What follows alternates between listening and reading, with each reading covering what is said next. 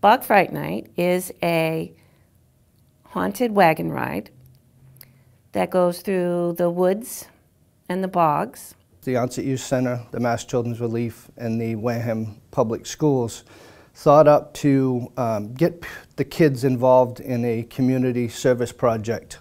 That it started off with the Wareham Middle School Renaissance that would give them community service hours that would allow them to use that as their service hours for school.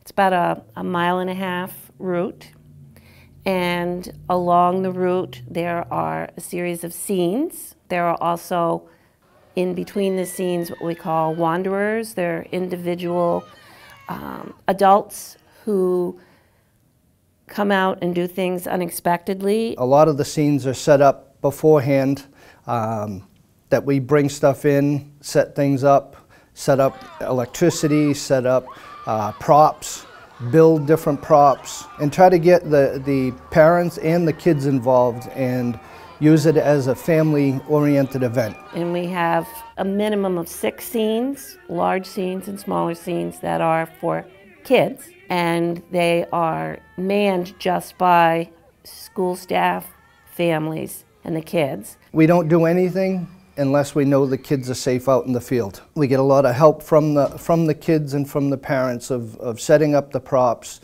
running cords, lights, whatever we need help with, they volunteer to come and help out. Since we started, Bog Fright Night has grown. We've had to add a 4th wagon to accommodate the increasing number of guests and to also keep those guests occupied while they're waiting in line to board the wagons. We've added entertainment in the village. We try as much as possible to have that entertainment also be area youth. The kids love this event. It's a fun event, and it gives them a chance to express themselves that they don't get to do either in school or out in the public. They get to come have a good time. They enjoy scaring people and entertaining people. It gives them a sense of leadership and creativity from running and changing the events each time. So every time the wagon goes around, it's actually a different scene every time. It's not run exactly the same, and it's all done by the kids.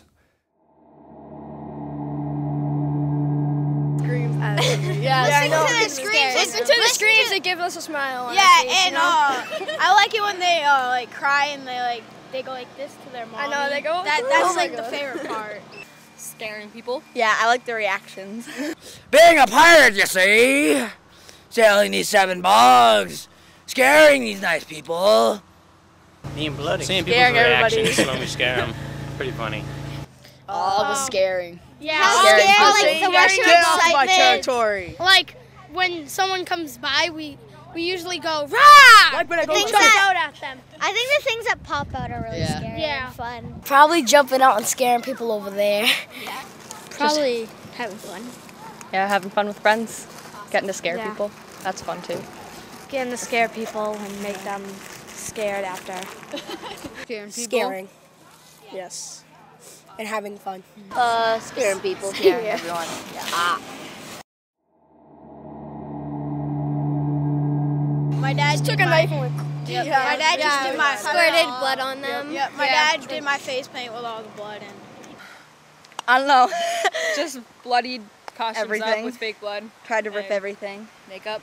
Since we're Nightmare on Elm Street and Freddy Krueger has the scratchy things, like I did the scratches on my face and then on my dress and stuff, spray blood.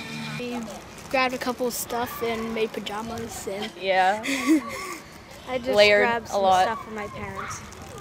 Just threw some blood on his shirt, ripped it a little. That's it. More kids get involved in parents, definitely. Scare more people. More parts around, like, to scare people with. Other than just, like, couple. I don't know. More scaring people. Yeah, I'd like to see a lot of like really big reactions out of people. I think that was funny. There should be like a zombie scene, and they like, I don't know. Yeah, I agree with Hunter. There should be more There should be scenes. another scene. Yeah. At least a couple more. Like, maybe, like, distribute them on both sides. Is that even the right word? I don't know. Put them on both sides, so spread them out. Yeah. And so they're screaming at every turn. And then they can do like with a bunch of scarecrows come out of the ground, and they just be like, ah. More things popping out. Yeah, I think every scene should have something pop out at you. I would go to Camp Dad if there is one. Yeah, have blood squirt out at you. Yeah, that would be cool. Like candy. Candy, just like you throw candy at them. That would be fun. More scaring and like positive reactions from the people. Like special effects too. Arrgh, I don't know, may scare me some more people. Have some more fun with me and crew. Probably more scenes. Yeah, and we need a lot more kids too. That would Some help. more like vampire, werewolf stuff like There that. we go. Some of the scenes require kids to do a little rehearsal to get ready for the scenes, and other scenes the kids just know what kind of makeup and costumes to wear to just show up and enjoy that event.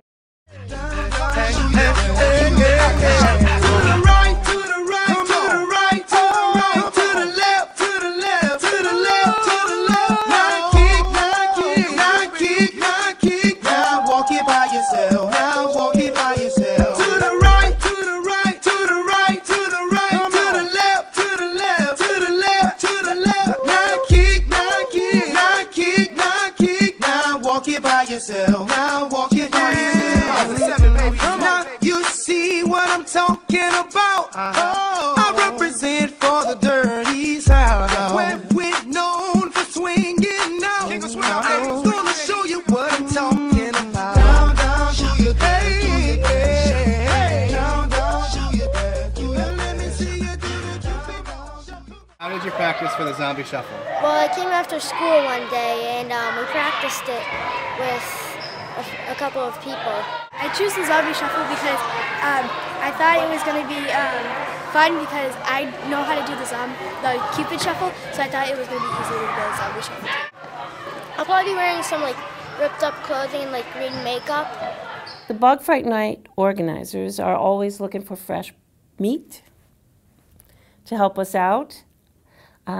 There's a lot that's involved getting ready for Bug Fright Night.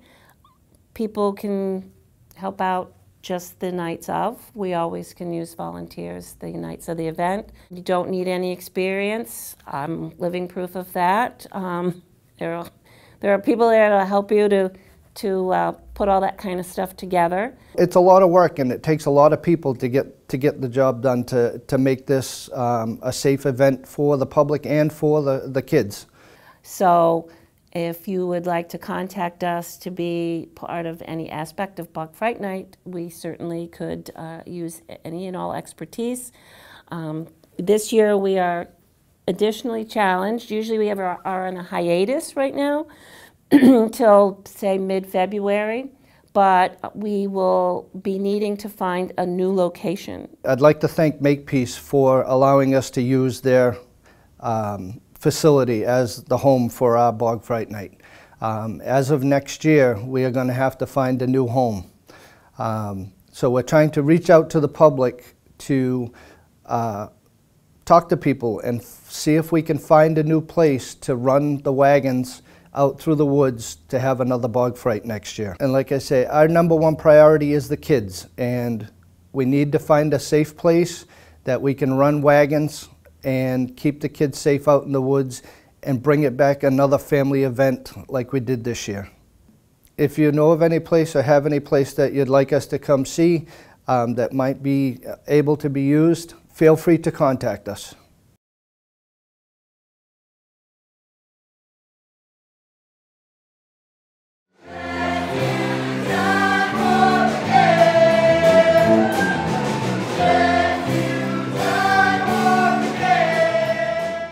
What Buzz at Play Productions is a performing arts venue, okay? It was always meant to be that, to be a spot that allows people to hone their craft, enjoy their craft, and treat an audience to their craft. We just started brainstorming as to what we wanted. And of course you want something that's going to make money. Let's be honest. I got to pay bills, so I needed something that was going to, you know, bring the masses, you know. And Rocky Horror came out and I went, oh my God, I hadn't seen that play in a long time. And we just said, yeah, that's a fun show, a little controversy, you know, kind of gets people out of their own skin, you know, and it's just a fun show. I love musicals and that's a fun one. I had kind of some bad news about a job that I wanted, and I was feeling kind of down, and I was looking on Facebook, and I saw that there were auditions. I said, you know what, I'm just gonna go do this. It's something I always wanted to do, and I was feeling bad for myself. I'm like, let's turn this around, I'm gonna try out. It was a new sort of role for me. I've done a lot of the old-time musicals, Music Man, Guys and Dolls, Anything Goes. This was a stretch for my acting career. Kind of take me outside the box a little bit. I've kind of just been doing shows up here at Buzzards Play for a while, about a year now, I don't know. An amount of time. I've been doing shows here for an amount of time. And so I just said, hey, I like Rocky Horror, I'll do Rocky Horror. And then I did Rocky Horror and was Rocky Horror. It was weird. Kind of cleaned it up very little, because really it does kind of push some buttons. So we didn't clean it up too much, you know. I think the language was a little bit more, you know, subdued.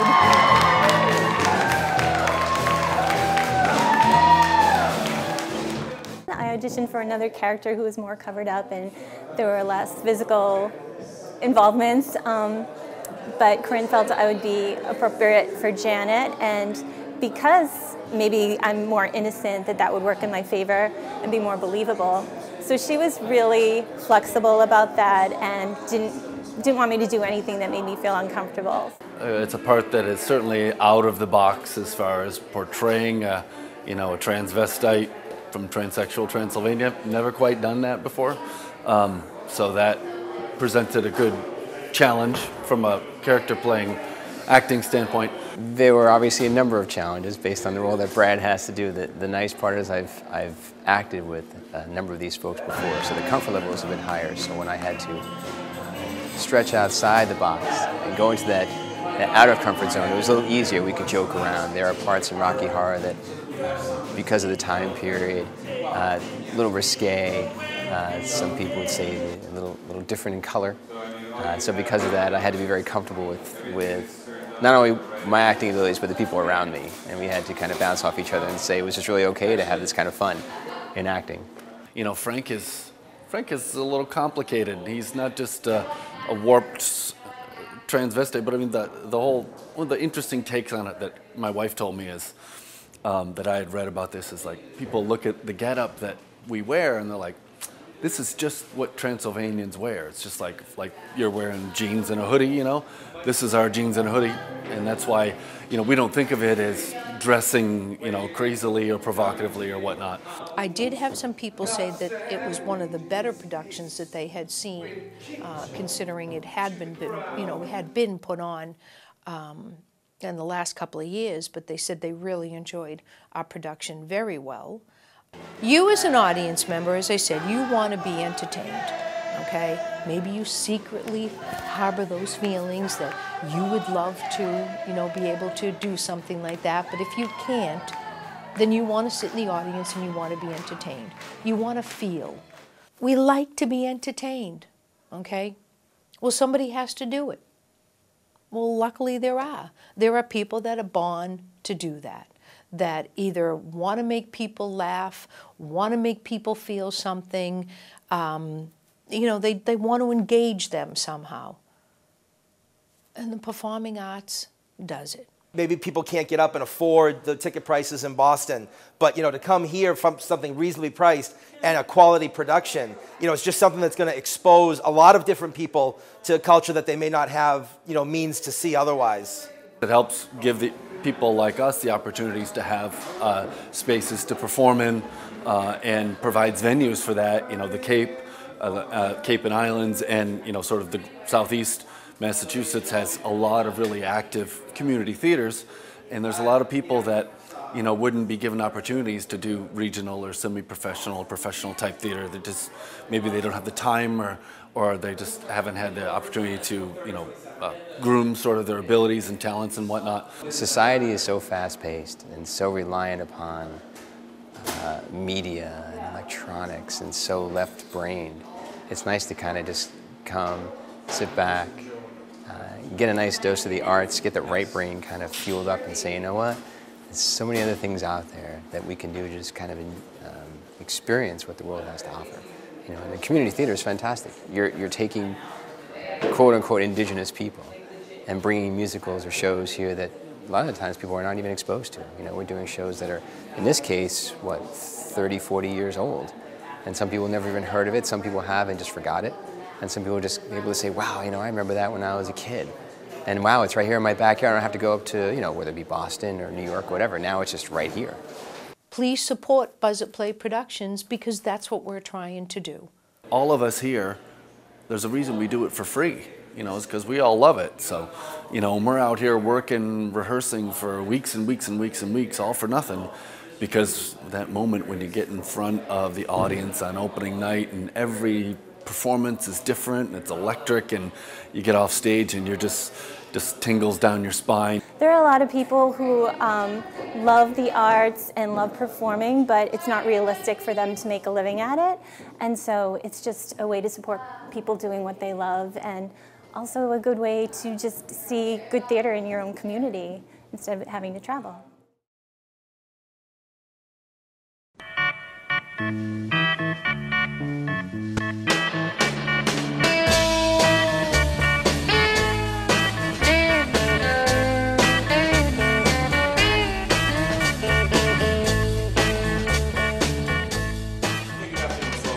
Today on Up Close and Personal, we're at the Riverside Cafe in downtown Wareham. I'm with the owner-proprietor Julie and head chef Derek.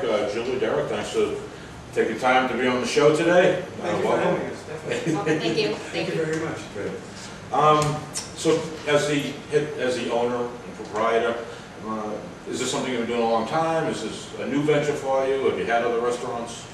I've been in the food business for over 25 years now, and a couple of chain restaurants, but I've also had my own restaurant for 3 years, but this one's been for like 7 years, so I'm happy to be back in. Wow, 7 years.